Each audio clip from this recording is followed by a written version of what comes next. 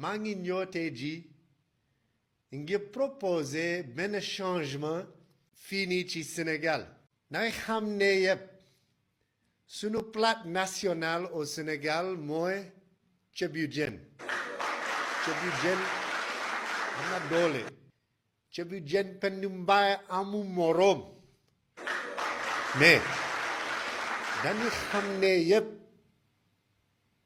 maafe ci man dañuy xam ne ci sunu xool maafe moo gën a neex et je veux proposer qu'on change maafe le plat national au lieu de ceebu jën.